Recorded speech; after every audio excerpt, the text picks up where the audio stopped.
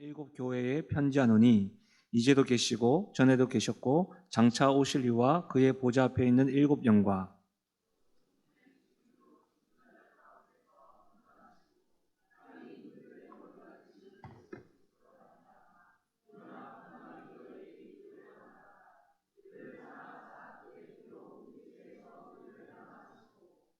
함께요. 그의 아버지 하나님을 위하여 우리를 나라와 제사장으로 삼으신 그에게 영광과 능력이 세세토록 있기를 원하노라. 아멘. 짧은 말씀을 전하고 또 이렇게 집회에 다녀보다 보면 굉장히 찬양에 대해서는 열정도 찬양하다가 말씀 전할 때 되면 꼭 말씀 전하는 저에게 인사를 하시는 분들이 있습니다. 피곤하셔서 그러니까 우리 옆에 분들에게 옷을 좀 가볍게 자크도 좀 내리고 오른쪽에 있는 분들 어깨 좀 한번 주물러 주겠습니다. 어깨를 좀 주물르셔서, 예. 제가 보니까 벌써부터 눈을 감고 있는 분이 계신데, 예, 어깨 좀 주물러 주십시오. 예. 예, 어깨 좀 주물러 주시고, 예. 왼쪽에 있는 분도, 왼쪽에 있는 분도.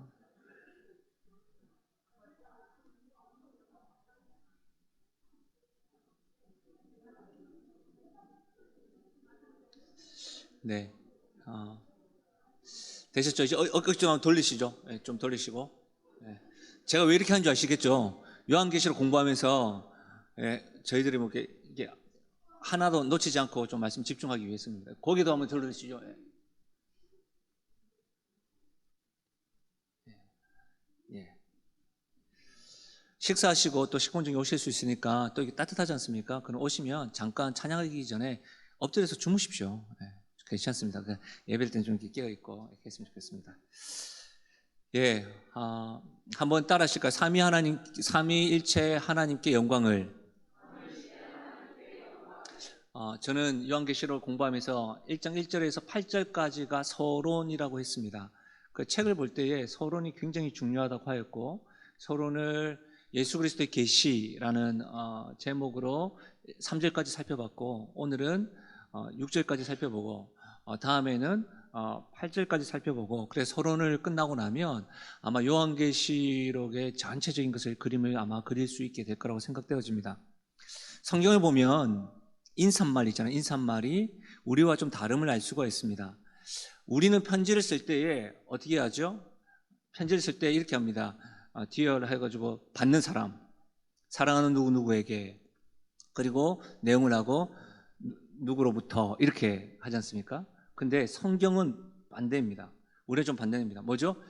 받는 사람에게 보내는 사람을 먼저 이야기를 하고, 그 다음에 받는 사람을 이야기하고 인사말을 이렇게 이야기합니다. 그러니까 본론에 들어가죠. 여러분 사진 한번 보십시오. 요한은 아시아에 있는 7교회에게 편지하노라. 이것만 봐도 좀 다르죠. 예, 우리가 좀 다르죠. 반대입니다.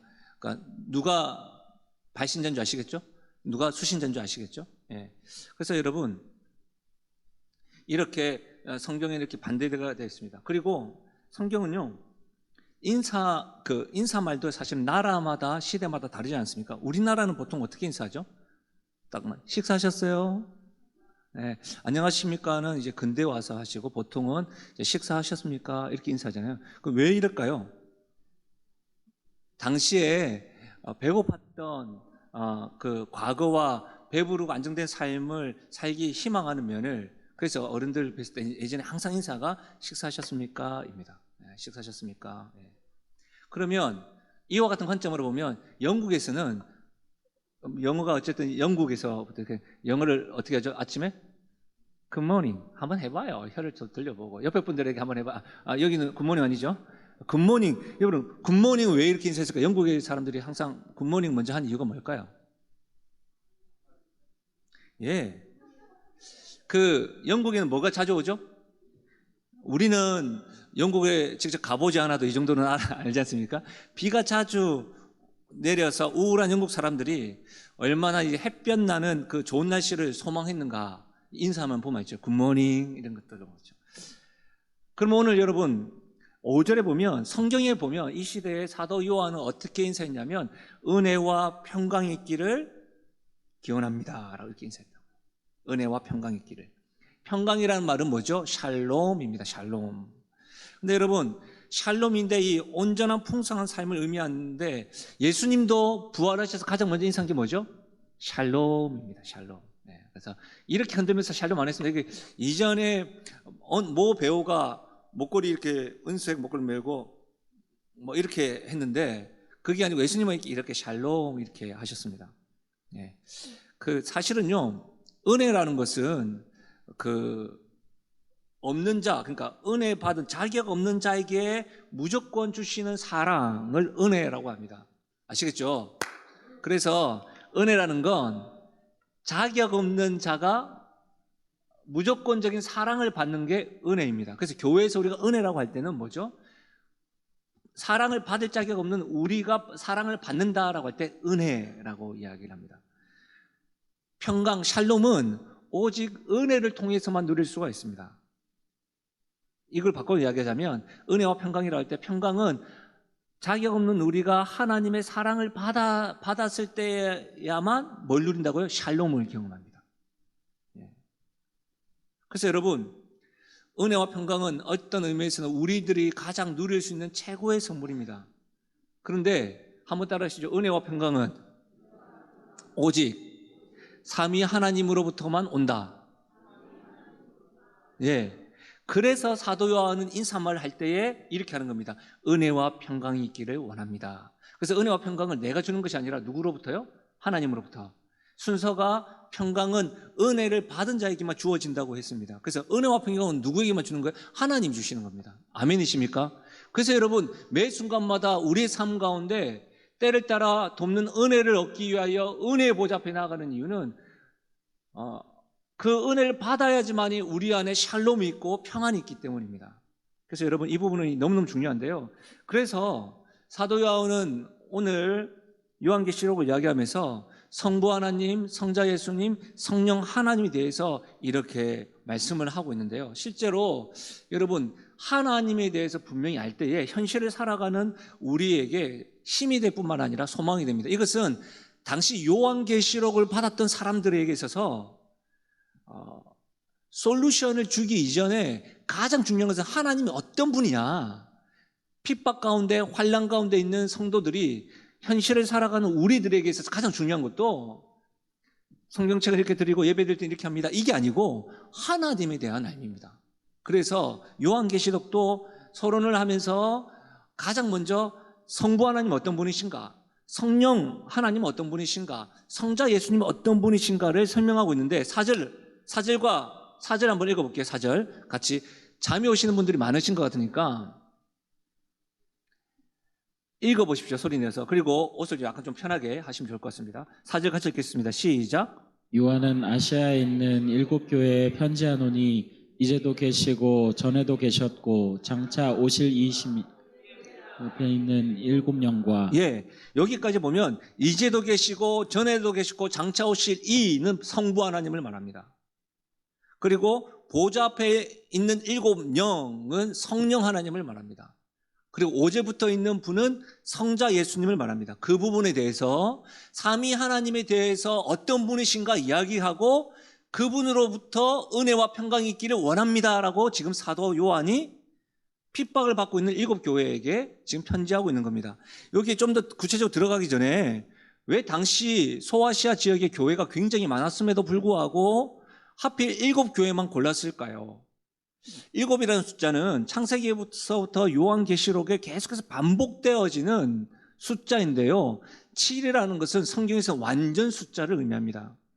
그래서 따라서 7 교회는 당시 교회를 대표한다고 생각하시면 됩니다. 그리고 7 교회 모두가 핍박을 받는데요. 똑같은 핍박을 받는 것이 아니라 다양한 핍박을 받습니다. 다른 문제를 가지고 있습니다. 그러니까 나중에도 좀 살펴보겠지만 7 교회에 주었던 이 편지는 보편적인 모든 교회가 가지고 있는 문제들을 다 다룰 뿐만 아니라 이 편지를 다 돌려서 읽었습니다. 어찌되었든 사도 요한은 요한계시록을 시작하면서 계시가 어떤 것인지 숨겼다고 보여주는 것이라고 지난주 이야기했고, 이 계시를 읽고 듣고 지키는 자가 복이 있다라고 이야기했고, 그러면서 인사를 할 때에 은혜와 평강이 있기를 원합니다라고 하는데 삼위 하나님으로부터 은혜와 평강이 있을 겁니다. 그러고 나서 삼위 하나님에 대해서 설명합니다. 그래서 먼저는 성부 하나님에 대해서, 성부 하나님이 제가 뭐라고 했죠? 이제도 계시고 전에도 계셨고 장차 오실 이라고 했습니다. 여러분, 이 부분은요, 하나님은 이제도 계셨고 전에도 계셨고 장차 오실 분이다. 하나님을 출애굽 당시에 모세에게 거룩한 이름을 주셨는데 기억나세요? 하나님께서 모세에게 주신 이름이 뭔지 아세요? 여로 시작하는 건데, 여 삐리리 와, 여호와라고 했습니다. 여호와. 네. 괜찮아요. 하나님께서 모세에게 출애굽 당시에 여호와라는 거룩한 이름을 주셨어요. 출애굽기 3장 14절에 보면 이렇게 되어 있습니다. 한번 들어보십시오. 하나님이 모세에게 이르시되 나는 스스로 있는 자이니라. 또 이르시되 너는 이스라엘 자손에게 이같이 이르기를 스스로 있는 자가 나를 너에게 보내셨다 하라. 그러면 여호와는 어떤 뜻일까요? 스스로 있는 자. 맞습니까? 여호와는 스스로 있는 자입니다. 그러니까 여러분, 이전에도 계셨고 전에도 계셨고 장차 오실 분이 성부 하나님인데, 성부 하나님이 구약에서는 어떻게 가르쳐 주셨다고요? 스스로 있는 자, 여호와. 성부 하나님의 또 다른 이름은 스스로 있는 분, 여호와. 스스로 있는데 이전에도 계셨고 전에도 계셨고 장차 오실 분. 스스로 계신 여호와 하나님은 영원히 존재하셨고 아브라함과 언약을 맺으시기 위해서 역사 속에서 구체적으로 지금도 계시고 앞으로도 오실 분이라는 거예요. 하나님 어떤 분이라고요? 이렇게 영원하신 분이라고요. 전에도 계셨고 지금도 계셨고 장차 오실 하나님이시다. 그러니까 사도 요한은 여호와라는 이름을 풀어서 지금 성부 하나님을 설명하고 있는 거예요. 이제도 계시고 전에도 계셨고 장차 오실 분이다. 이 말이 구약이 어떤 말과 똑같다고요? 엄마야, 스스로 있는 자 여호와라, 같은 말이라고. 그러면 좀 더 구체적으로 여러분, 이제도 계시고 전에도 계시고 장차로 오실 하나님, 성부 하나님, 이게 어떤 의미일까요? 따르실까요? 하나님은 영원히 존재하시는 분이시다. 아멘이십니까? 여러분 보세요. 전에도 계셨다는 말은 과거에도 계셨다. 이제도 계신다는 말은 현재에도 계셨다. 장차로 오실 분이라면 미래에도 계셨다. 이 성부 하나님은 뭐예요? 스스로 계신 분이라고요. 우리 인간과 너무 대조되지 않습니까? 우리 인간은 영원합니까? 영원하지 않잖아요. 그래서 하나님을 찬양하는 겁니다. 우리 하나님은 영원하신 분이십니까? 아멘이세요? 그리고 보세요. 우리에게 영원한 생명을 허락하여 주셨죠? 흔히 말하는 건 뭐예요? 천국. 천국에 대한 소망을 가질 수 있는 것은 그 천국을 우리에게 선물로 주시는 분이 유한하다면 그 약속을 믿을 수 있습니까? 그 하나님이 영원하신 분이기 때문에 우리는 영원한 천국에 대한 소망도 가질 수가 있는 것이죠. 유한한 우리가 여호와 스스로 계시고 영원하신 하나님을 찬양하지 않을 이유는 있다 없다? 없다. 그렇죠? 하나님 영원하십니다. 아멘이세요? 네, 하나님 영원하십니다. 그래서 이 영원하신 하나님에 대한 믿음이 있었기 때문에 초대교회 성도들은 핍박 가운데서도 나의 영혼에 대한 확신이 있었기 때문에 순교할 수 있었던 것이죠. 그리고요, 여러분, 한번 따라 하실까요? 하나님은 역사를 자신의 계획과 목적에 따라 완성하신다. 여러분 보세요. 과거에도 계셨고 지금도 계셨고 장차 오실 분이라는 말은 미래에도 하나님이 계실 분이라고 사도 요한은 지금 말하고 있는 거잖아요. 미래에도 계신다. 실제로 장차 오실 이는 누구일까요? 1번 성부 하나님, 2번 예수님, 3번 성령 하나님, 4번 김상호. 1번, 2번, 3번, 4번. 4번 내가 장차 올 사람이다라고 이야기하면 이단. 맞죠? 1번, 2번, 3번, 4번. 2번. 예수님. 보십시오, 여러분. 장차로 오시는 예수님인데 보세요. 장차 오신다는 것은 하나님이 자신의 구속의 계획에 따라 미래에 누굴 보내신다? 예수님을 보내신다는 뜻이에요. 그 역사의 완성은 예수님이 재림할 때예요. 그럼 이거 보세요. 전에도 계셨고 과거에도 계셨고 현재도 계시고 미래에 오실 예수님을 하나님의 계획 가운데, 하나님의 역사 가운데 컨트롤하시면서 성취하시고 이루시는 분이 어떤 하나님? 성부 하나님. 맞습니까? 우리의 눈으로 보면 지금 권력을 가진 위정자들이 역사를 주관하는 것처럼 보이지만 우리 눈으로 보면 돈 많은 사람, 권력 가진 사람이 이 역사를 주관하는 것이 아니라 뭐예요? 마침내 우리 성부 하나님께서 원수의 머리를 짓밟고 장차 오실 예수님을 이 땅에 보내신다는 말은 역사의 주는 누구다? 하나님이시다. 아멘이세요? 그러면 온 세상의 역사의 주인 하나님이시다라고 하는 것은 우리에게 적용을 하자면 우리의 삶의 역사에도 누가 주인 되신다? 하나님이 주인이 되신다는 사실입니다. 맞죠? 네. 그래서 사도 요한은 다른 것보다 이 하나님에 대해서 말하고 있는 거예요. 그러면 여러분 보세요. 지금 수신자 입장에서 딱 생각을 해보세요. 지금 로마의 황자에게 핍박을 받고 있는 초대교회 성도들에게 역사의 주인이 하나님이시다라고 하는 이 말씀이 얼마나 힘이 되었겠어요. 안 그래요? 바로 눈에 보이는 로마 황제가 이 세상을 다스리고 있구나라고 모두 생각하고 있는데 사도 요한이 지금 하나님 계시를 받아서 아니다. 장차 오실 예수 그리스도를 보내시는 하나님이시고 과거에도 현재에도 앞으로도 영원에 계시는 분이 누구다? 하나님이시다. 우리는 그 하나님에게 하나님을 예배하고 그 하나님으로부터 은혜와 평강을 받고 있는 것이다. 이 메시지가 얼마나 위로가 되고 소망이 되겠냐는 거죠. 그러면 여러분의 인생 역사 가운데서도 영원하신 하나님, 여러분의 역사를 자신의 계획과 목적에 따라 완성하시는 하나님이 여러분의 삶의 역사의 주인이 되시고 중심이 되심을 확신하십니까? 확신하시길 바랍니다. 그래서 입으로만 하나님으로부터 은혜와 평강이 온다는 것이 아니라 이것이 확신이 되면 삼위 하나님으로부터 은혜와 평강을 우리가 경험하는 겁니다 라고 고백할 수 있는 거죠. 두 번째로 성령 하나님은 제가 뭐라고 했죠? 4절에 그의 보좌 앞에 있는 일곱 영이라고 했습니다. 여러분 성령 하나님은요 성부 하나님의 뜻에 따라서 역사 속에서 적극적으로 활동하시는 분을 성령 하나님이라고 보시면 돼요. 성부 하나님이 우리의 구속 역사에서는 계획하시고 성자 예수님이 그 구원의 구원의 역사를 성취하시고 성령 하나님 그것을 우리에게 적용하시는데요. 이렇게 따지고 보면 성령 하나님께서는 성부 하나님의 이 자신의 구원의 계획을 이루어 가실 때에 활동하시는 분, 역사하시는 분이 성령 하나님이라고 보시면 돼요. 그런데 왜 일곱 영이라고 했을까요? 그렇죠? 여러분 이제 한번 찾아볼게요. 4절과 5절에 대해서 있는데 이제 3장 1절, 계시록 3장 1절입니다. 3장 1절 한번 같이 읽어볼까요? 3장 1절.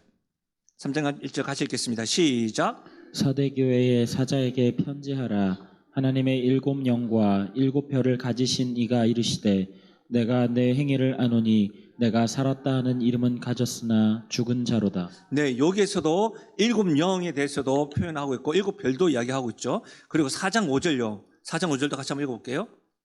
4장 5절. 여러분 피곤하시면 같이 성경을 읽으면서 따라오세요. 4장 5절 같이 읽겠습니다. 시작. 보좌로부터 번개와 음성과 우레소리가 나고 보좌 앞에 켠 등불 일곱이 있으니 이는 하나님의 일곱 영이라. 네, 여기에서 일곱 영을 또 일곱 등불이라고도 말하고 있죠. 5장 6절 한번 볼까요? 5장 6절 같이 읽겠습니다. 내가 또 보니 보좌와 네 생물과 장로들 사이에 한 어린 양이 서 있는데 일찍이 죽임을 당한 것 같더라. 그에게 일곱 뿔과 일곱 눈이 있으니 이 눈들은 온 땅에 보내심을 받은 하나님의 일곱 영이더라. 여러분 요한계시록에 일곱 영에 대해서 4번 이렇게 표현되어져 있는데 보세요. 잘 따라와 보세요. 일곱 영, 일곱 등불, 일곱 뿔, 일곱 눈 이렇게 기록되어져 있다고요. 이것을 이해하시려면 제가 요한계시록을 해석하는 방법 가운데 성경 전체적으로 제가 살펴보겠다. 특히 다니엘서, 에스겔, 스가랴 이렇게 살펴보겠다. 또 한 가지는 저는 원어 중심으로 문맥적으로 보겠다. 역사적으로 보는 것이 아니라 그렇게 제가 해석을 한다고 했었는데요. 이 일곱 영, 일곱 등불, 일곱 눈, 일곱 뿔 이런 것들을 이해하려면 구약의 하나님께서 스가랴를 통해서 예언하신 말씀을 이해해야 돼요. 스가랴 4장을 보면 되는데요. 스가랴 4장 한번 찾아볼까요? 시간이 가더라도 스가랴 4장입니다. 제가 안 찾아요. 왜냐하면 이걸 여러분 계속 찾아드리면 전혀 움직이지 않고 화면만 보실 것 같아서 스가랴가 어디였죠? 학계, 말라기 뒤에, 말라기 앞에 있습니다. 이렇게 또 안 불러주시면 잘 못 찾더라고요. 구약 1314페이지, 15페이지입니다. 이렇게. 스가랴 4장 4절. 스가랴 4장 4절 한번 읽어볼게요. 구약 1314페이지입니다. 함께 읽겠습니다. 시작. 내게 말하는 천사에게 물어 이르되 내 주여 이것들이 무엇이니까 하니. 11절도요. 같이 읽겠습니다. 시작. 내가 그에게 물어 이르되 등잔 때 좌우에 두 감람나무는 무슨 뜻이니까 하고. 그러니까 하나님이 지금 스가랴에게 7개의 가지에 7개의 등잔을 가진 한 등대와 또 그 등대 좌우에 있는 2개의 감람나무를 보여줬는데, 지금 스가랴가 지금 4절에서 이야기한 이것들 7등불을 가진 등대가 무엇입니까? 라고 지금 질문하고 있는 거고요. 11절에는 등잔대 좌우에 두 감람나무가 무슨 뜻입니까? 라고 질문해요. 질문하는데 이 스가랴에 보면 10절 하나님께서 스가랴가 질문하는 것에 대해서 하나님께서 말씀하시는데 7등불에 대해서 말씀을 하세요. 먼저는 10절, 4장 10절을 보세요. 4장 10절 같이 읽을게요. 시작. 작은 일의 날이라고 멸시하는 자가 누구냐? 사람들이 스룹바벨의 손에 다림줄이 있음을 보고 기뻐하리라. 이 7은 온 세상에 두루 다니는 여호와의 눈이라 하니라. 7이 뭐라고 했습니까? 여호와의 눈. 그러면 7등불이 뭡니까? 라고 물어봤더니 온 세상에 두루 다니는 여호와의 눈이다 라고 지금 설명하고 있어요. 14절 한번 볼까요? 14절 또 보세요. 14절 보시면 이르되 이는 기름 부음 받은 자 둘이니 온 세상의 주 앞에서 서 있는 자니라 라고 이야기했다고요. 두 감람나무가 뭐냐? 기름 부음 받은 자들인데 온 세상의 주 앞에서 있는 자다라고 이야기하는 거예요. 그럼 이렇게 해석을 하면 7등불과 7눈은 성령님을 말하는 거고, 두 감람나무는 뭐냐면 성령의 충만함을 입고 성전 건축을 하는, 완성하는, 역사적으로 보면 스룹바벨과 대제사장 여호수아를 말하는 거예요. 그러면 요한계시록에서 말하는 것처럼 이 환상에서 하나님께서는 지도자들 두 감람나무 스룹바벨과 대제사장 여호수아에게 성령을 부으셔서 성전을 완성하실 것이라고 예언하는 것이 스가랴 4장이에요. 그러면 스가랴 4장의 7등불을 가진 등대 두 감람나무의 환상의 의미는 뭐냐면 이거예요. 4장 6절. 4장 6절. 여러분 잘 아시는 말씀인데요. 같이 읽겠습니다. 시작. 그가 내게 대답하여 이르되 여호와께서 스룹바벨에게 하신 말씀이 이러하니라. 만군의 여호와께서 말씀하시되 이는 힘으로 되지 아니하며 능력으로 되지 아니하고 오직 나의 영으로 되느니라. 예, 성령 하나님으로 말미암아 두 지도자 스룹바벨과 대제사장 여호수아에게 성령 하나님으로 말미암아 성전 건축을 하게 될 것이다. 그 성령 하나님을 지금 설명하는 거예요. 그래서 요한계시록에서 7불 나오고 7눈 나오고 7등불 나오고 7영 나오는 것에 대해서 이게 다 뭐지? 뭐라고요? 성령 하나님을 가르치는 거라고. 그래서 여러분, 사도 요한은 성령님을 지금 보좌 앞에 7영이라 할 때에 스가랴 4장에 나타나는 이 환상을 적용하고 있는 거예요. 이 환상을. 그러니까 성령 하나님 어떤 분이시냐? 오직 힘으로 하는 것도 아니고 능으로 하는 것도 아니라 오직 성령으로 한다. 하나님의 구원 계획은 우리의 힘으로 하는 것도 아니고 우리의 능으로 하는 것도 아니고 누구로요? 오직 성령으로 말미암아 구원 계획을 적용하신다. 그래서 고린도전서 12장 3절의 말씀에 보면 성령으로 말미암지 않고는 아버지를 주라 할 자가 없다고 말씀하신 거예요. 그래서 우리가 입으로 예수님을 주로 시인하는 것 자체는 무슨 역사예요? 성령의 역사예요. 여기까지가 지금 성령 하나님이 어떤 분이신지, 왜 보좌에 앉으신 7영이라고 이야기했는지 이렇게 말하는 거예요. 마지막으로 5절에 보시면 특히 여러분 사도 요한은요, 성부 하나님, 성자 예수님에 대해서 말씀을 하시고 난 이후에 성령 하나님에 대해서 말씀하시고 성자 예수님에 대해서 성부와 성령 하나님보다 더 구체적으로 설명을 해놓고 있습니다. 우리 5절 아까 읽지 않았는데요. 요한계시록 다시 1장 5절에 다시 한번 읽어보겠습니다. 요한계시록 1장 5절 함께 읽겠습니다. 시작. 또 충성된 증인으로 죽은 자들 가운데서 먼저 나시고 땅의 임금들의 머리가 되신 예수 그리스도로 말미암아 은혜와 평강이 너희에게 있기를 원하노라. 우리를 사랑하사 그의 피로 우리 죄에서 우리를 해방하시고. 여러분 5절에서는 성자 예수님에 대해서 설명을 하는데 첫 번째 예수님은 5절에 보면 충성된 증인이라고 해요. 예수님은 증인, 충성된 증인이십니다. 근데 여러분 이 증인이라고 하는 헬라 원문은 마르투스라는 말이에요. 마르투스. 이 말은 뭐냐면 진리를 전파하기 위해서 목숨을 바치는 자, 순교자라는 의미도 포함되어 있어요. 뭐가요? 마르투스가요. 그러면 충성된 증인, 예수님이 충성된 증인이래요. 진리를 위하여 목숨을 바치는 순교자와 같대요. 예수님께서 하나님의 진리를 증언하기 위해서 목숨을 바친 순교자 같은 분이라고 하는 것을 충성된 증인이라고 이야기하는 거예요. 실제로 여러분, 하나님께 적대적인 세상, 특히 우리가 살아가는 세상도 마찬가지 않습니까? 세상에서 하나님의 증인으로 살아가는 것이 쉬울까요? 어려울까요? 어려워요.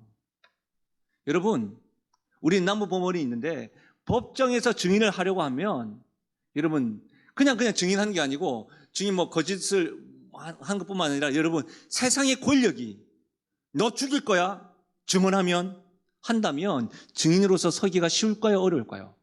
어렵죠. 충성된 증인이 되기 위해서는 악의 세력에 대해서 죽을 각오를 하지 않으면 충성된 증인이 되지 못한다는 거예요. 그런데 지금 이 요한계시록을 받는 수신자들 7교회들은 하나님의 증인으로서 살기 위하여 지금 목숨의 위협도 받고 있고 핍박도 받고 있고 횃불 대신으로 장작으로 사용되었다고 했잖아요. 그런 위치와 그런 위기와 그런 환난을 받고 있는 그들에게 예수님이 충성된 증인이다 라고 말씀하는 거예요. 무서운 핍박 가운데 살아가고 있는 7개의 성도들에게 요한은 지금 뭐라고 이야기하냐면 그대들이 가고 있는 길을 우리의 성자 예수님께서 먼저 가셨다라고 말씀하시는 거예요. 감동이지 않습니까? 우리는 늘 크리스찬으로서 살기 어렵다. 세상에서 신앙 지키기가 얼마나 어려운지 아십니까? 우리 이런 말 많이 하잖아요, 자주. 그런데 지금 사도 요한을 통해서 우리에게 말씀하는 게 뭐예요? 그대들이 걷고 있는 신앙인의 걸음을 충성된 증인 대신 예수 그리스도가 먼저 가셨다. 아멘이십니까?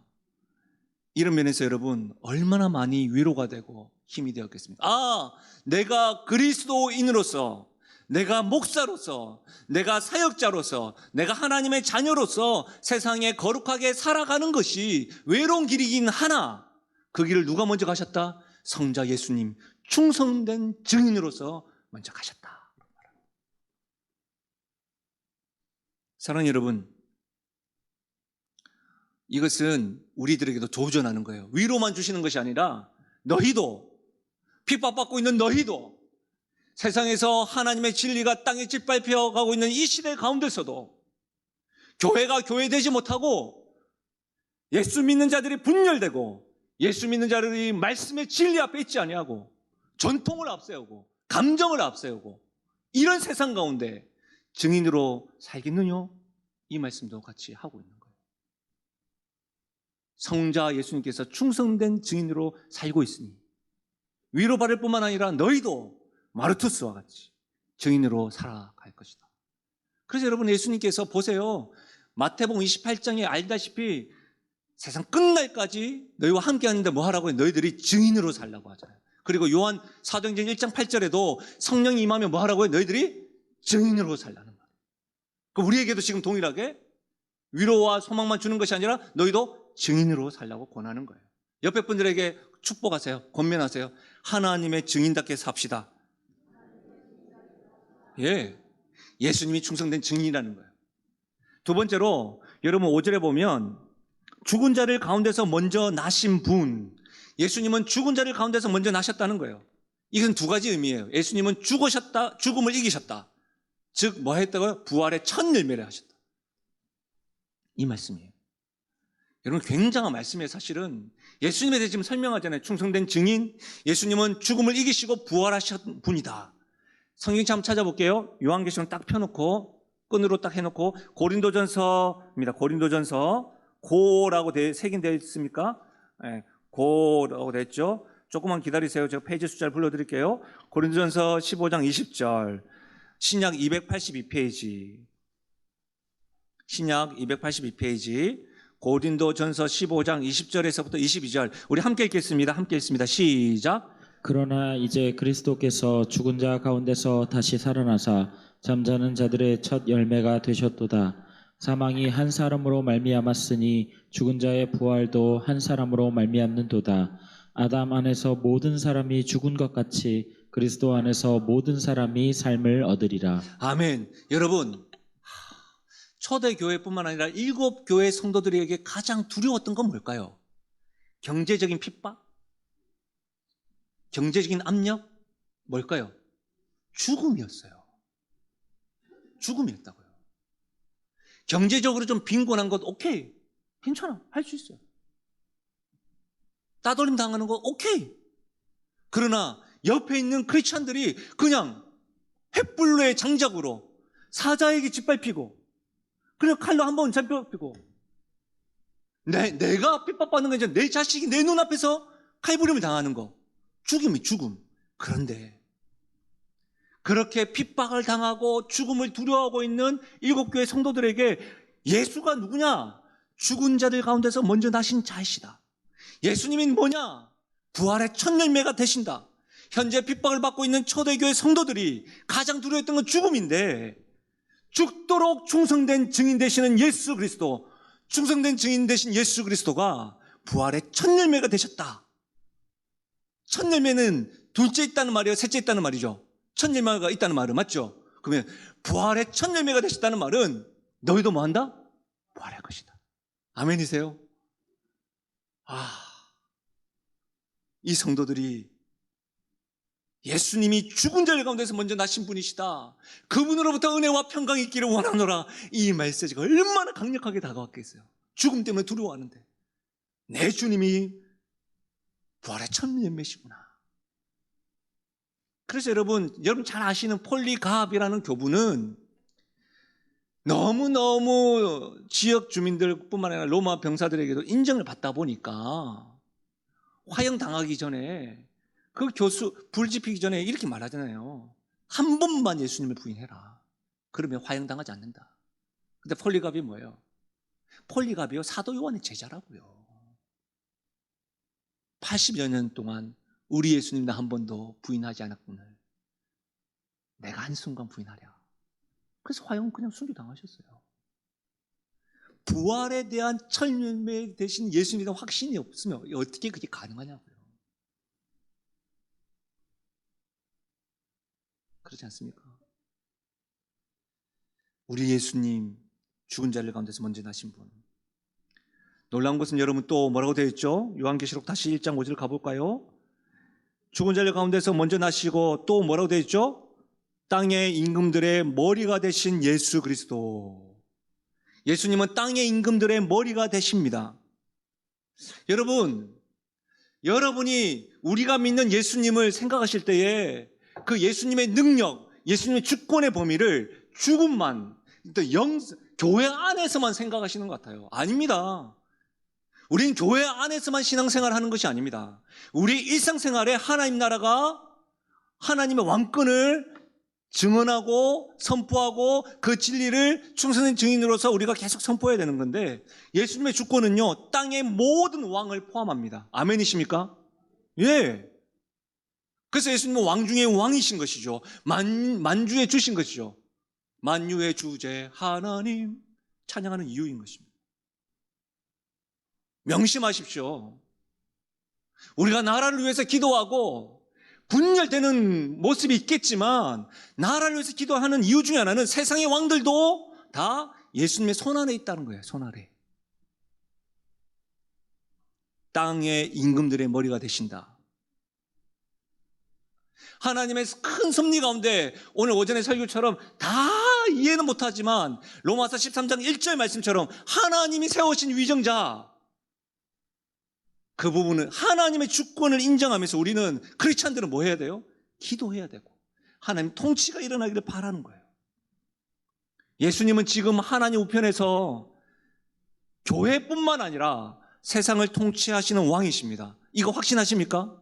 그러면 우리가 디모데전서 2장 1절 말씀처럼 그 왕 되신 주님께 위정자들을 위해서 기도하는 거예요. 나라를 위해서 기도하는 거예요.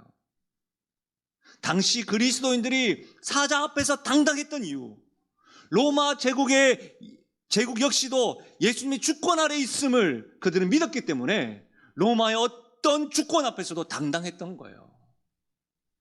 그래서 베드로전서에 보면 그리스도인들을 순례자라고 표현하죠. 그리스도인 순례자. 이 세상에서 살아가는 것이 우리는 순례자라고. 영원하신 하나님이 계시기 때문에. 그러니까 여러분, 사탄의 어떤 계획이나 방해 공작에도 우리가 넘어지지 않는 것은 우리의 왕이 누구냐는 거예요. 세상의 왕, 모든 땅의 임금의 왕이 되신다라는 거예요. 사랑하는 여러분, 여러분이 나라를 위해서 기도할 때마다 반드시 기억해야 될 것은 하나님, 이 나라는 주님의 주권 아래 있지 않습니까? 하나님, 이 나라의 주님의 주권 아래 있음을 위정자들이 기억하게 하시고 이 나라를 긍휼히 여겨달라고. 이 나라뿐입니까? 여러분의 가정과 여러분의 인생, 사랑하는 우리 영신교회 주님의 주권 아래 있음을 여러분 확신하고 믿으시길 바랍니다. 어떤 위력자 한 사람이 아니에요. 목사, 장로, 안수집사, 권사, 뭐 헌금 많이 하는 사람 그런 거 아니라고요. 말이 됩니까? 교회가, 그리스도 피가. 예수가 누구냐? 예수님은 땅의 임금들의 머리가 되신다. 교회의 머리가 되시는 분도 그리스도입니다. 우리 둘째 딸이 어렸을 때 아빠, 교회가 아빠 거야? 이렇게 이야기하더라고요. 주여, 교회는 그리스도의 것입니다. 아멘이십니까? 여러분이 아무리 수고했다 할지라도 그리스도의 십자가 앞에서 그 수고를 이야기할 수 있습니까? 이것을 명심해야 돼요. 교회는 그리스도의 주권 아래 있습니다. 그래서 당당할 수 있는 거죠. 목사가 어떤 사람한테 여러분 통치받는 것이 그리스도께 통치받는 거 아닙니까? 장로님들도 그렇고 권사님들도 그렇고 안수집사도 그렇고. 이것을 청년들도 마찬가지. 여러분의 인생의 주권자는 그리스도께 있다고요. 이것을 여러분 명심하셔야 돼요. 나라를 위해서 이런 걱정하시고 고민하는 거 잘 알고 있습니다. 기도해야 됩니다. 그러나 여러분의 이즘과 감정이 아니라 그리스도의 통치 아래서 이 나라가 바로 세워지기를 기도해야 되는 겁니다. 나의 생각과 나의 뜻보다 더 깊고 더 넓으신 하나님의 뜻 명확하게 제가 알면 하겠습니다. 어떤 분들은 저보고 계속해서 이런 말씀 하시더라고요. 이쪽 편에 있어 설교를 해달라. 어떤 분은 저보고 주사파라고 누가 이야기하시더라고요. 여러분, 제가 한쪽 편에 서서 그렇게 이야기하면 이해합니다. 그러나 저도 생각이 있지 않겠습니까? 그러나 여러분, 제가 이 강단이 왜 단두대 같다고 이야기했던 이유는 요것 때문입니다. 하나님이 왕이십니다. 그리고 제가 잘못하면 하나님이 여러분이 감당하지 못할 시험이 있습니다. 어떤 분은 그렇게 김상호 목사가 젊어서 저런가 보다. 제가 젊어서 당당한 게 아니고요. 제가 목사라서 그렇습니다. 제가 하나님의 주권 아래 있기 때문에 그렇습니다. 제가 당당할 수 있는 이유는 하나님 때문이지 다른 건 아닙니다. 저는 최근 들어서 우리 자녀들한테 그렇게 이야기합니다. 아빠 없으면 어떻게 할 거야? 아빠가 만약에 이 일을 안 하면 어떻게 할 거야? 여러분 계속 제가 그렇게 묻습니다. 아이들한테. 아빠가 없어도 너희들의 인생은 하나님이 지키고 있어. 저는 여러분에게 영신교회의 주인은 하나님이라는 사실을, 그리고 이 나라의 주권은 하나님이라는 사실을 여러분 분명히 아셔야 됩니다. 저는 지금 정치 이야기하는 게 아닙니다. 지금 분열된 거 너무너무 가슴이 아픕니다. 교회에서는 절대 그러시면 안 됩니다. 왜냐하면 우리의 주권은 하나님에게 있고 우리의 왕은 하나님께 있기 때문입니다. 그래서 여러분, 아시아 7교회가 얼마나 말이 많았겠습니까? 나중에 2장부터 3장을 보시면요 놀랍습니다. 지금까지 여러분이 들었던 말씀, 어떤 말씀인지 모르겠지만 살펴보시면 정말 놀랍습니다. 이런 가운데서도 이들에게 하나님이 동일하게 말씀하십니다. 내가 주권자다. 내가 왕이다. 너희들의 생각 나한테 맞춰. 꼭 기억하셔야 됩니다. 그런 예수님께서 여러분 보십시오. 더 놀라운 것은 6절에 그 아버지 하나님을 위하여 우리를 나라와 제사장으로 만들어 주십니다. 예수님은 그 아버지 하나님을 위하여 우리를 나라와 제사장으로 만들어 주셨습니다. 여러분, 하나님이 이스라엘 백성을 애굽에서 구원하신 이유도 하나님의 나라와 제사장으로 삼으시기 위해서 그렇습니다. 교회도 하나님이 저와 여러분을 세상에서 하나님의 백성으로 구원하신 이유도 저와 여러분을 하나님의 나라와 하나님의 제사장으로 부르시기 위함입니다. 그 말씀이 어떤 말씀이죠? 한번 찾아볼까요? 너무나도 잘 아는 말씀이죠. 베드로전서 2장입니다. 베드로전서 한번 찾아보실까요? 베드로전서 벳이라고 되어 있습니다. 벳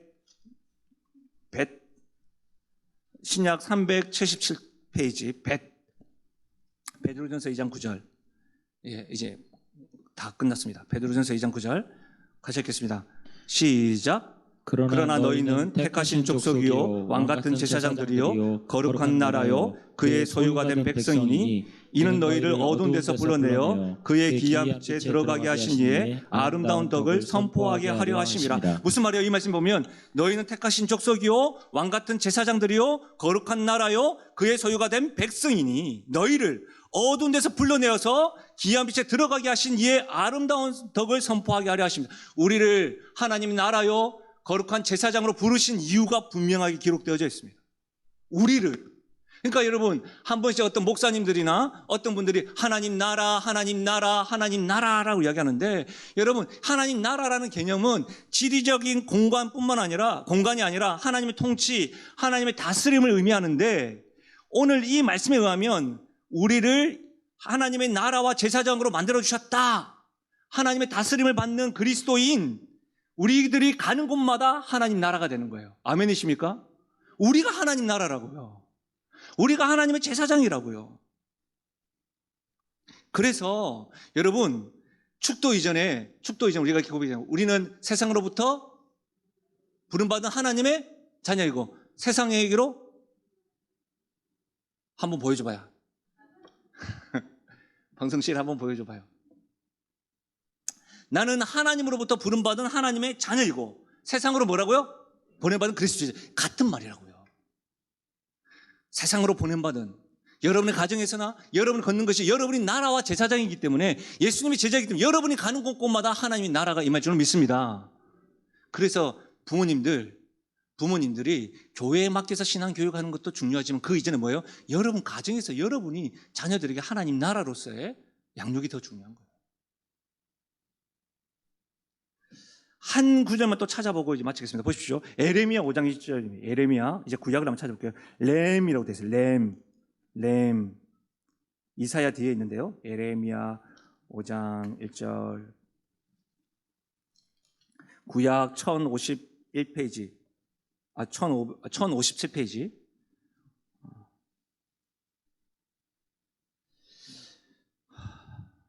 같이 읽겠습니다. 시작.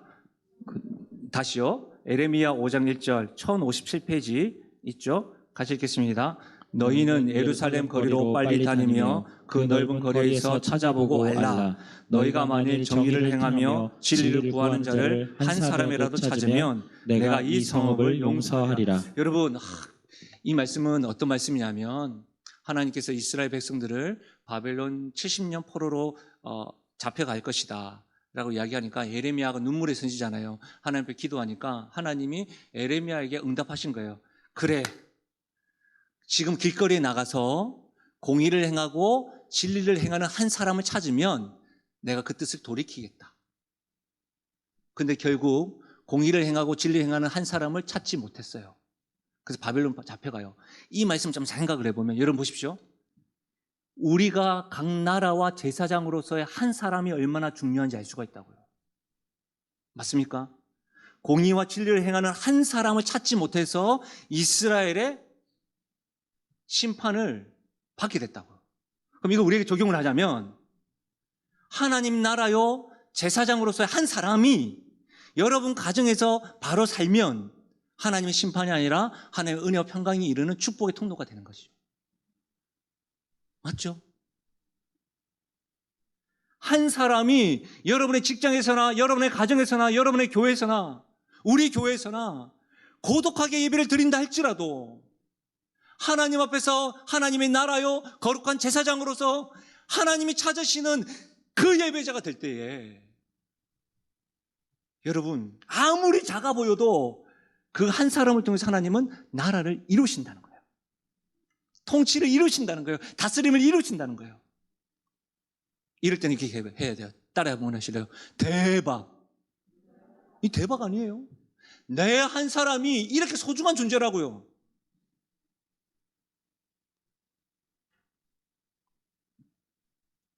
여러분 짧은 시간에 성부 하나님 어떤 분이신가, 성령 하나님 어떤 분이신가, 성자 예수님이 어떤 분이시고 우리에게 어떤 일을 하셨는가, 하나님에 대하여 이 삼위 하나님에 대해서 알면 알수록 우리는 찬양하지 않을 수가 없고, 삼위 하나님, 이런 분이시구나, 이런 분이시구나, 영원하신 하나님이시구나, 역사의 주권자가 되시는 분이시구나, 성령 하나님이 지금도 그 하나님의 계획하심을 이루시기 위하여 움직이시는 분이시구나, 성자 예수님은 진리를 위하여 목숨 바치신 충성된 증인이시구나, 그 예수님이 죽은 자 가운데서도 부활하셔서 첫 열매가 되셨구나, 그 예수님이 땅의 임금들 중에서도 왕이시구나, 머리가 되시는 분이시구나, 그 예수님이 우리를 나라와 제사장으로 만들어 가시는구나.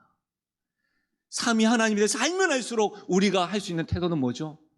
찬양이고 영광을 올려드리고 그 하나님 앞에서 내가 그렇게 반응하겠습니다, 하나님께 영광 돌려드립니다, 이렇게 살아갈 수가 있는 것이죠.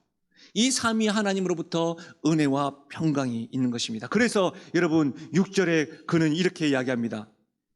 그에게 영광과 능력이 세세토록 있을지어다. 이것이 송영이라고 이야기합니다. 사도 요한 역시도 성부 하나님, 성령 하나님, 성자 예수님에서 선포하고 난 다음에 뭐 하고 있는 거예요? 송영, 성부 하나님 그 세세 영원토록 영광 받아 주십시오라고, 영광 받으십시오라고 찬양하는 거예요. 우리에게도 이 땅이 험악하고 이 땅이 분열된 가운데 있지만 이 땅의 머리가 되신 하나님 영광 받아 주십시오. 부활의 첫 열매가 되신 하나님 영광 받아 주십시오. 할 수 있는 거죠. 삼위 하나님이 여러분에게 어떻게 다가오십니까? 찬양은 그래서 삼위 하나님이 어떤 분인지 알고 그 삼위 하나님이 무엇을 했는지를 알게 되면 찬양하지 않을 수가 없는 거예요. 찬양하지 않을 수가 없는 거예요. 내 마음을 이렇게 평온하게 하는 것은 찬양이 아니어도요, 심지어는요 절에 가서 평온할 수 있어요. 은혜와 평강은 삼위 하나님으로부터 오는 거예요. 삼위 하나님 어떤 분이시고 그분이 어떤 일들을 행하였는지를 알 때에 찬양하는 것이죠. 이 말씀을 1차적으로 누가 받았죠? 지금 핍박받고 있는 초대교회 소아시아 7교회가 받고 있다고요. 다른 것 말고 삼위 하나님께 지금 들으면서 영광 받아 주십시오. 내가 그분 따라가겠습니다. 있는 곳곳에서 핍박 가운데 있으면서도 주를 찬양하고 있는 것이죠. 굉장히 여러분 무거운 마음으로, 그러면서도 기쁜 마음으로 이제 여러분 이 예배 가운데 축도하면서 여러분을 세상으로 파송합니다. 우리는 세상으로 보냄받은 그리스도의 제자요, 하나님 나라요, 하나님의 제사장으로서 여러분이 가는 곳곳마다 성부 하나님, 성령 하나님, 성자 예수님을 통해서 그분과 찬양하고 예배하면서 그분을 기억하면서 당당하고 소망 가운데 위로받으시면서 살아가시기를 주의 이름으로 간절히 축원드립니다. 우리 이 시간에 말씀을 생각하시면서 찬양할 때인데요, 여러분 상징적으로 우리 늘 1부와 2부 다 앉아서 예배 드리는데 우리 마지막으로 우리 찬양할 때는 좀 서서 찬양하시면 좋겠는데요, 우리가 잘 부르는 찬양 내 눈 주의 영광을 보내, 이 찬양을 할 때요 여러분 짧게 들었던 이야기지만 성부 하나님, 성령 하나님, 성자 예수님 다시 집에 가셔서 계시록 1장 4절과 5절과 6절 말씀 읽으시면서 삼위 하나님이 이런 분이시구나, 이 삼위 하나님이 이런 일들을 행하신 분이시구나 라고 할 때에 우리는 그분의 영광을 보게 될 것입니다. 그리고 우리는 그분 앞에서 찬양하게 될 것입니다. 이번 한 주간 이 찬양의 입술로 그분께 마음껏 영광 돌려드리는 그런 마음으로 우리 찬양하며 나가도록 하겠습니다. 내 눈 주의 영광을 보는, 내 눈 주의 영광을 보는, 우리 가운데 계신 주님, 그 빛난 영광 온 하늘 덮고, 그 찬송 온 땅가. 다시 한 번 더요. 내 눈 주의 영광을 보는, 내 눈 주의 영광을 보는, 우리 가운데 계신 주님, 그의 얼굴은 온 세상 향하네, 권능의 발을 들이셨네. 주의 영광 이곳에 가득해, 우린 선의 주님과 함께 찬양하며 우리는 전진하리. 모든 열방 주 볼 때까지, 주의 영광 이곳에, 주의 영광 이곳에 가득해, 우린 선의 주님과 함께 찬양하며 우리는 전진하리. 모든 열방 주 볼 때까지, 모든 열방 주 볼 때까지. 사랑하는 성도 여러분, 이번 한 주간도 삼위 하나님의 영광을 경험하십시오. 성부 하나님은 영원하신 분이십니다. 성령 하나님은 하나님의 계획하신 가운데, 여러분의 삶 가운데, 이 땅 가운데, 우리 교회 가운데 역사하실 것입니다. 성자 예수님 역시도 충성된 증인으로서 부활하신 주님께서 우리를 계속해서 나라와 제사장으로 만들어 가실 것입니다. 사랑하는 여러분, 거부할 수 없는 삼위 하나님의 이 영광을 경험하는 한 주간 되셨으면 좋겠습니다. 그리고 요한계시록을 공부하면서 우리가 이 찬양 마라나타, 우리 이 찬양으로요, 우리가 어떠한 상황 가운데서도 그 예수님, 전에도 계셨고 이제도 계셨고 장차 오실 그 예수님, 그 예수님을 바라보면서 우리가 그리스도인으로서 당당하게 살아가겠습니다. 이 고백으로 우리 마라나타 찬양하고 기도하고 우리 축도하며 나가도록 하겠습니다. 마라나타 주 예수여, 마라나타 주 예수여, 어서 오시옵소서. 땅의 모든 끝, 모든 족속 주를 찬송하게 하소서. 마라나타 주 예수여, 마라나타 주 예수여, 어서 오시옵소서. 모든 열방이 주께 돌아와 춤추며 경배하게 하소서. 아멘. 우리 주님 다시 오실 길을 만들자. 십자가를 들고 땅 끝까지 우린 가리라. 우리 주님 하늘 영광 온 땅 덮을 때, 우리 땅 끝에서 장차 오실 예수 그리스도 그분을 맞이하리라. 마라나타 마라나타. 아멘. 주 예수여 오시옵소서. 마라나타 마라나타. 아멘. 주 예수여 우리 마지막으로 마라나타 마라나타.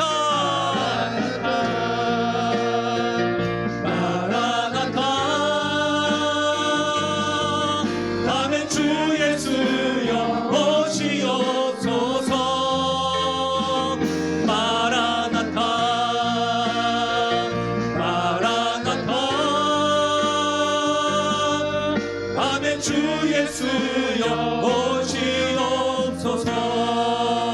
우리 양쪽에 있는 분들을 손을 한번 잡으시고요, 삼위 하나님께서 우리를 이토록 사랑하여 주시고 삼위 하나님으로 말미암아 은혜와 평강을 누리는 한 주간 되게 해달라고, 삼위 하나님으로부터 하나님의 나라여 제사장으로 살아가는 인생 되게 해달라고 우리 오른쪽과 왼쪽에 있는 분들을 위하여 함께 기도하며 나가시겠습니다. 기도하시겠습니다. 하나님 아버지여, 이전에도 계셨고 전에도 지금도 계시고 장차 오실 주 예수 그리스도 하나님의 구원의 계획하심 가운데 이 땅의 머리가 되시고 하나님 아버지 부활의 첫 열매가 되시고 우리를 하나님의 나라요 제사장으로 만드신 그 하나님을 기억하며 하나님으로부터 삼위 하나님으로부터 은혜와 평강이 있음을 기억하며 우리가 하나님의 나라요 제사장으로 살아가는 한 주간 되어 주실 수 있도록 하나님의 자녀로 살아갈 수 있도록 하나님이여 도와주시길 간절히 바라고 소원드립니다. 이 말씀이 하나님 아버지 살아서 움직이게 하여 주시고 이 말씀을 읽고 듣고 지키는 자로 말미암아 살아가는 자 될 수 있도록 하나님 은혜 더하여 주시옵소서. 하나님이여 원하옵나니 하나님 아버지 거듭나기 없다 할지라도 우리가 삼위 하나님을 경험함으로 이 삼위 하나님을 알 때에 우리의 생각과 태도가 결정되어지고 우리가 어떠한 자인지를 알며 살아갈 수 있도록 하나님이여 도와주시옵소서. 오 하나님이여 바라고 바라옵나니 하나님에 대한 분명한 알미, 하나님에 대한 분명한 인식이, 하나님에 대한 분명한 찬양이 하나님 요한계시록을 공부하면서 소아시아 7교회처럼 핍박을 받고 환난을 당하는 이들도 있습니다. 하나님, 크게 드러난 핍박과 환난이 없다 할지라도 사단이 우리를 작은 것으로부터 넘어지게 하고 하나님에게 등 돌리게 하는 그러한 갈등 가운데, 시험 가운데, 시름 가운데 있는 사랑하는 주의 백성들에게 삼위 하나님이 어떤 분이신지, 삼위 하나님께서 어떤 일을 행하셨는지를 우리가 알 때에 우리가 하나님 아버지 그 하나님을 말미암아 위로받고 소망받을 뿐만 아니라 우리가 하나님 나라요 거룩한 제사장으로 살아가는, 예수님의 제자로 살아가는 그러한 존재임을 알고 이번 한 주간도 삼위 하나님의 영광을 경험할 뿐만 아니라 그리스도인으로 예수의 제자로 하나님 나라와 제사장으로 살아갈 수 있는 당당한 믿음의 걸음 되게 하여 주시옵소서. 그 은혜가 특별히 우리 영신교회 가운데 있게 하여 주시고 삼위 하나님으로부터 은혜와 평강을 경험하며 나가는 우리 모든 권속들 되게 하여 주시옵소서. 감사드리며 예수님의 이름으로 기도하옵나이다. 아멘. 지금은 우리 주 예수 그리스도의 은혜와 하나님 아버지의 무한하신 사랑과 성령의 위로 교통하심과 충만하신 역사가 삼위 하나님이 나의 하나님 되심이 얼마나 감사한지요. 삼위 하나님이 우리 교회의 머리가 되심이 얼마나 감사한지요. 삼위 하나님이 이 땅에 온 인류의 왕이 되심이 얼마나 감사한지요. 우리의 그분 영광 앞에 하나님의 나라요 거룩한 제사장으로 살아가겠느라고 다짐하고 결단하며 나가는 모든 성도들 머리 위에와 그들의 가정과 기도 제목 위에, 특별히 사랑하는 다음 세대 청년들 머리 위에 지금부터 영원토록 함께 하시기를 축원하옵나이다. 아멘.